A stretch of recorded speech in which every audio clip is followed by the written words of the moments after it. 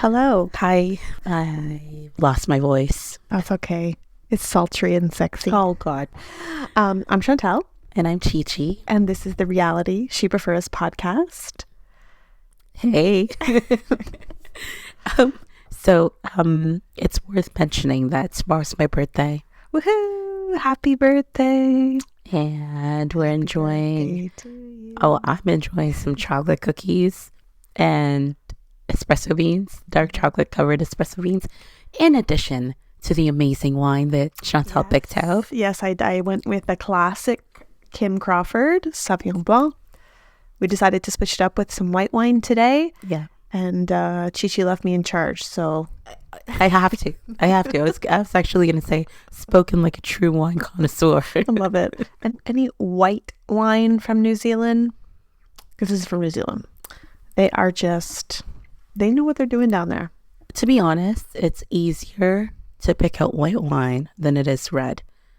I find that unless you directly pick out like a really horrible, like cheap, dry white wine, you're likely going to hit rather than miss with whites. But with reds, you have to know what you're doing. Well, yeah, I agree with that, because a lot of the reds can be like, there's so many flavors. There's so many different versions. I mean, yeah, white wine does too, but it's not as diverse. Sure. I'm just glad you like it. I'm just glad you like it. Like, I have no idea what you're talking about. That's the main thing. So we've had this book. We read this book like a while ago. This book has no name. It's called This Book. Yeah, it's called This Book. It's The Lighthouse Witches by C.J. Cooke. Yeah. You know what's funny is when you suggested this book, I was like, what on earth is Chi-Chi's? Seriously? I'm like, what Lighthouse book title was just... I'd never read any type of gothic witchy book before. So when I just was, oh man. And then I started it and got sucked right in, and I love it so much. And I love this author, and I've read 4 other of her books. Like, I'm obsessed. So thank you for that. 4? Yes. So The Lighthouse Witches, The Nesting, The Haunting in the Arctic, and I'm working on I Know My Name. I think that's what it's called. It's like her second book. And I actually have the Ghostwood sitting in that basket there. Yeah.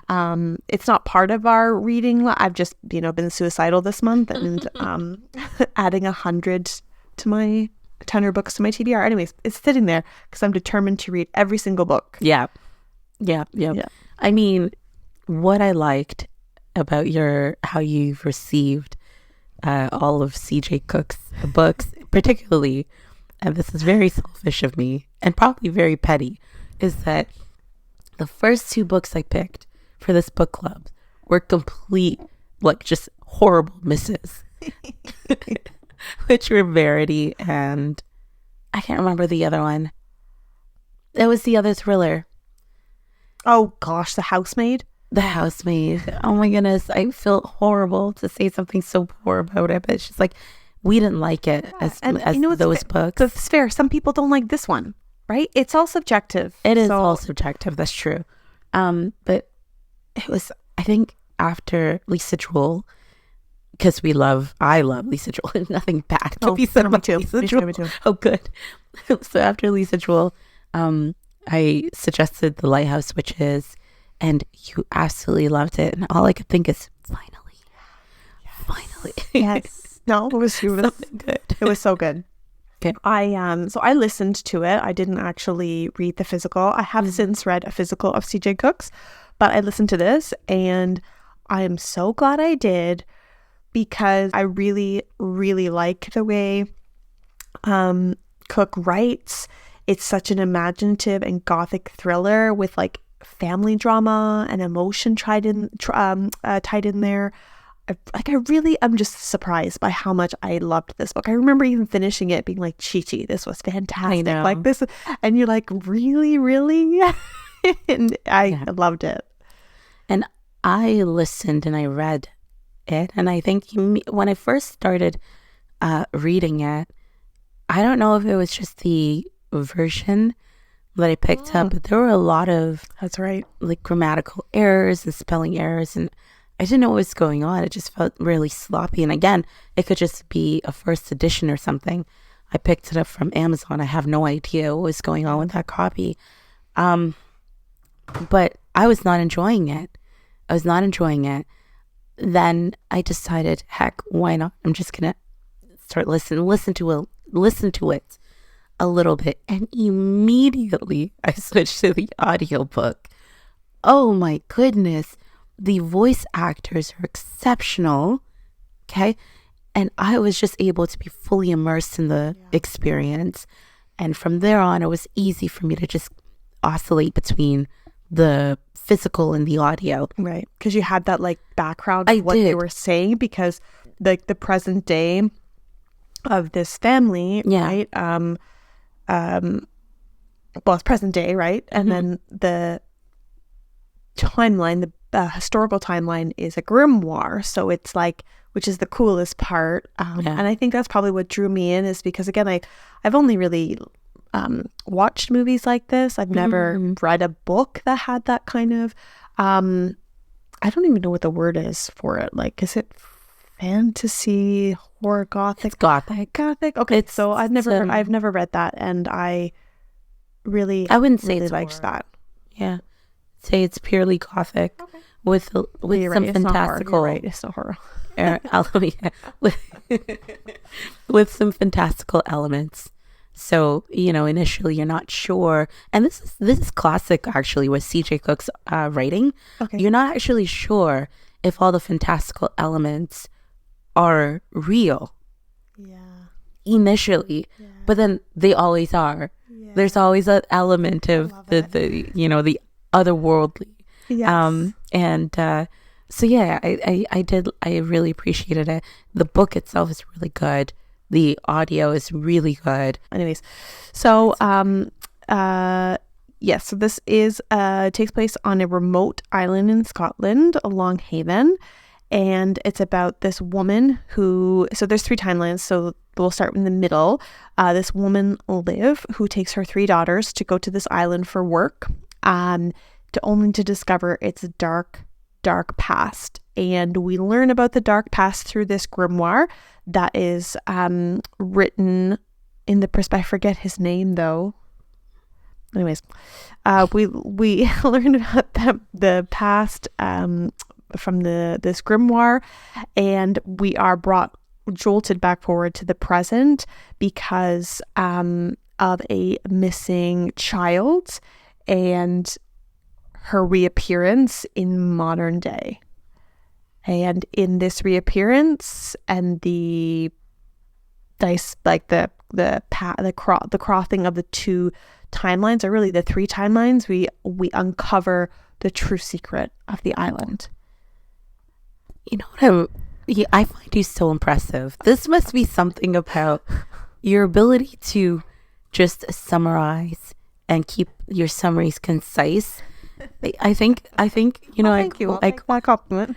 I constantly, not to derail, but constantly I talk about like how it would be wonderful if we had brain scans for everybody.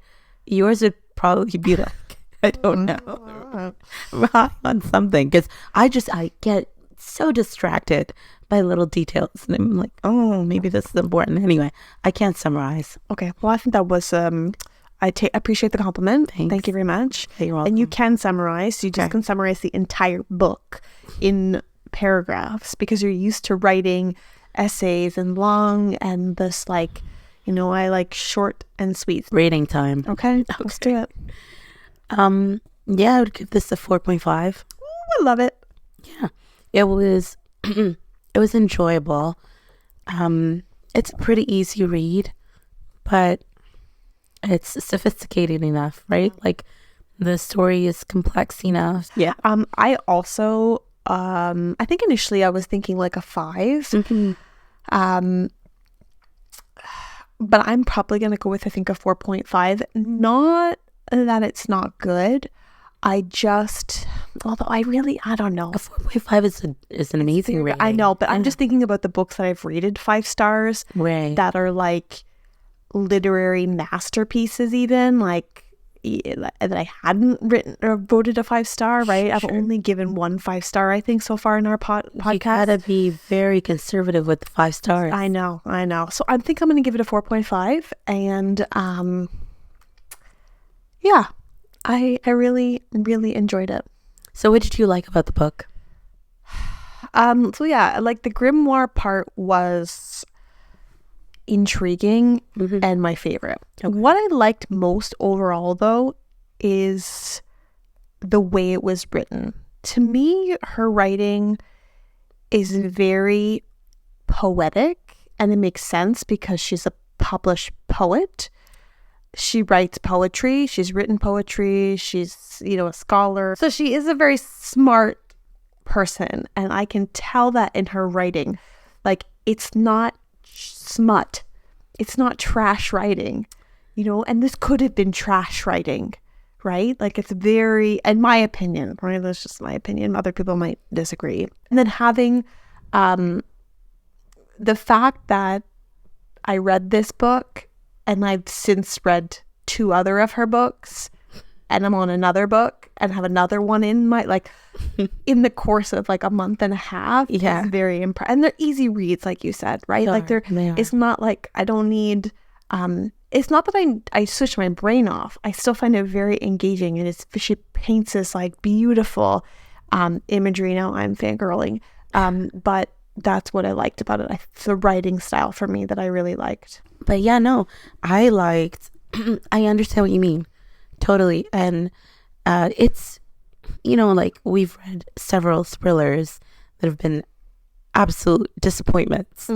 And it's almost, we, like, I don't want to categorize all thrillers. It's just not a genre I don't want to dabble in. But it seems a little challenging to find that read that's both easy and yet sophisticated enough to make me feel like I'm just in, trash writing. Yeah. I think that's it's actually funny that you say that, because I was going to message you today, but I've seen you today, so I figure I'll just tell you. I'm not also a big I don't really read romance. Maybe in the past I have. However, if someone wrote something so beautiful and eloquent, like a literary, just like a beautiful piece of art, but it was romance or horror, I think I would like it because of the writing style, the way it's written. But like you could write, for example, All the Lights You Can See, and if someone else wrote it, even with the same story, it's not going to be the same because of the writing. Like, writing is so powerful, the way you put sentences together, the way you put words together, imagery. Like, it just, like, this could have been nothing spectacular, the story, but she just made it stand out, pop in your mind. It was a page turner, multiple different aspects. Like you said, you cried. I did at one point. Like, that's pretty impressive. Although you do cry easily. Yeah. But it is still very impressive, I think, for that genre. For like a gothic mystery / thriller. Okay, so she is actually the only author, or the only the Lighthouse Witches and all of C.J. Cooke's books are the only gothics that are on our list. Yes. We don't have gothics on our list. I'm gonna add some. Don't worry. They're sitting right there on that shelf. Oh, good. Because we've done thrillers, but this is not a thriller. I wouldn't say that this is. And like, I think what you're saying, if I'm hearing you correctly, is that it's not so much about the genre. Yeah. It's about the style of writing, and I completely agree with you. Correct. Like, there's from my just distant observation of the discussions around, like, going on booktube, there's a lot of emphasis on genres, right? And that's why modern YA, like, lots of people snuff that stuff or like turn their noses down because it doesn't, I don't know if I'm making sense, but like it's not literary fiction. Yeah. And literary fiction is supposed to be the genre that's upheld as serious literature. Yeah. That's where you'll get the classic stuff. But if you look at history of writing and literature, that genre is not as popular. No, I didn't mean literary fiction, but like the genres as we know them today, I think historically haven't been so clear cut or so just like right. You know, there's so many different. You're trying to say like there's so many different categories. Well, now, yeah, because back in the day, the act of reading was just considered like a very feminized thing. So all forms of like reading novels was like something that a certain type of person did. Yeah. Right. And books that we'd consider classics would have been considered romance back in the day. Right. Like it was just normal. That was just part of everyday life. Do you know what I mean? And there's something to be said about the proliferation of YA fiction, especially YA with like a softcore porn emphasis or like turn. And like how popular that stuff is. I think that's all post Twilight. You didn't read Twilight? No, I did read it. Okay, so I really think it's like a culture post Twilight. Yeah, maybe. And you know the 50 Shades of Grey? Yeah, it's like a post 50 Shades of Grey, post Twilight culture. Yeah. Well, there's something to be said about the fact that gets a lot of people reading. That's good. Stuff. Which I like that. I you know what? Yeah. If you're reading smut, if you're reading, you know, historical fiction, you're reading classic literature, as long as you're reading. Yeah, but back to I was actually going to ask you, what did you think about the ending of this book? Because we haven't really spoiled the book yet. We haven't spoiled this one thus far, but I do think that the ending is superb. To me, I was like, holy crap. I don't know how to describe it without ruining it, right? Like, go ahead and ruin it. So, spoiler alert. Okay, so these children keep getting abducted and disappearing. Actually, not abducted, but disappearing. And the island thinks they are, like, it's part of this folklore, this curse, and they call them wildlings. And anyways, the ending debunks this myth. Really, essentially, this folklore, this superstition, because it's not a myth, the superstition. And it turns out, this is very complex, which is why I like Cooke, because she debunks this superstition, and these town people think these wildlings are coming back to haunt them, to cause havoc, to steal more children. Can I jump in here? They kill these children. Yeah. Yes. They think that the wildlings are imitating their kids. Right. Yes. Yeah. Yes, like carbon copies. But in fact, the children are going under the lighthouse into this tunnel, which happens to be a time machine portal, right? Yeah. A time portal. So the children are coming back in time, and then there's like two of them, or there's one of them. So this whole story revolves around this lighthouse portal, this time machine, and these three timelines intersect with this portal. But this is the major discovery, right? At the end of the book, is that they're not cursed. Yeah, there is a curse. Which is the portal. But it's not what you think. It's not what you think. It's not the wildlings. So it's not the wildlings.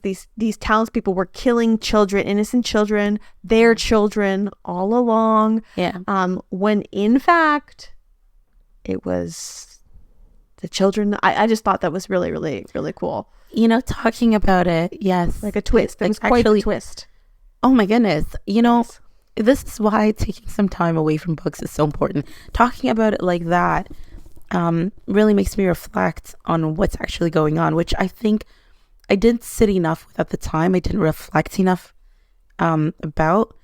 But just as so many of the books that we read really play around with this notion of like myth and how when an idea takes hold of a community, to see how that community responds to that idea, right? To see how belief systems and values are so morphed, just, because they believe something.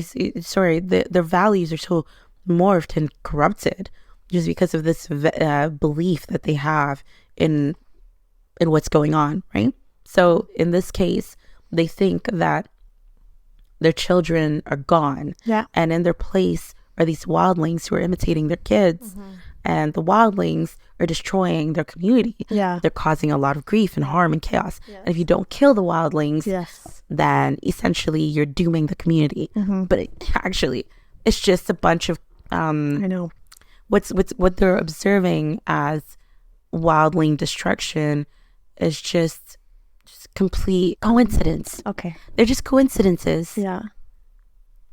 But they use the myth of the wildling. They use these very there's very superstitious people. Superstitious ideas, spiritual ideas. Yeah. To basically just completely guide their decisions. Yeah. They use this superstition of, ancient folklore, really. Yeah. To explain their behavior, their decisions, how they run the town, how they do everything. Which brings me to another point on Cooke is, I think, please, if you're listening, correct me if I'm wrong. However, she's talking to Cooke. Yeah, I am. The folklore is coming from somewhere, so she's taking these classic fairy tales, folklores, and making them her own, essentially. Possibly. So that's why I'm thinking it's in even The Haunting in the Arctic. I know you haven't finished it yet. No. I have. Yeah. I really enjoyed that one. Okay. Very much. Maybe once we read every single, or once I read every single one of her books, I'm gonna join you. I can do a rating system, but I don't know. I really enjoyed this one as a first. To me, I think you picked. I thank you because you picked a great first gothic for me to get into, and it's also kind of light. It's not too. I have a very different definition of what quote unquote light is, but it's not too dark. So you had made reference to the fact that I did cry. Oh, yes, and the talk about that, the point when I did cry was when they were killing the women. One of who was I can't remember his name now, but the author of the grimoire's mother. And that's when I broke down. And I think I messaged you and I told you I know nothing about the witch hauntings and the trials. You did. This is a history that I've never really been interested in, but I know that in contemporary discourse, this is often central to a lot of feminist conversations. So you'll hear a lot of pop cultural reference to witches and just reclaiming that witchiness, right? Anyway, so that didn't make sense, reclaiming witchiness. No, but you know what I meant? I knew exactly what you meant. Okay, good. Yes. But I think that Cooke is also sort of hinting at this, right? There's something, I guess, maybe just, right? And this curse on the community that's a result of the treatment of the women. The murder. Yeah. The vile murder of the women. Yeah, there's a murder, but it's also the treatment leading up to it. So and wait, we didn't actually mention the fact that one of the victims, one of the supposed witches, was a woman who was essayed. Which one? The mother of the She was by the priest. Was he a priest? Yes, he was a priest. Why do I not remember him being a priest? Because they call him padre or father or something like that. He was a priest, because I remember thinking that mother, and not only, so it wasn't clear if she was still pregnant while he essayed her. But she was so I guess this is something I wasn't clear on. I think so. What happened to the baby? So just to fill our listeners in, she died. Didn't the baby die? Did the baby die? I think she had a miscarriage because of all the. I don't remember. So like there's this woman in the book who was essayed by Chantal. Just reminded me that it was a priest. So she was essayed, and the woman's son is friends with a little girl who happens to be a witch, and she found out what happened and put a curse on the rapist. Yes, which wasn't at the start of all of this. It like was the catalyst to like it was all the of catalyst. This, like it was the catalyst, and once the women are locked up, who they're not exactly sure who, but they sort of round up women in the community, lock them up, and then murder them. I wanted to say, I didn't want to interrupt, but I think Cooke is like, she writes about mental illness, abuse, feminism. So like in her books, like with the Lighthouse Witches, you highlighted the feminism aspect. Yeah, so I think like that's part of her writing process, is to tie in these elements of like feminism or mental illness, domestic, issues. I mean, great book. Yeah, great book too. Yeah, I really enjoyed it. I can't wait to read yet another one. And another one. Keep making them. I think she's making another one. I think she's writing one as we speak. Keep them coming. Talk about the next thing, but yeah. Okay. Okay. Cool. Okay, bye. Bye.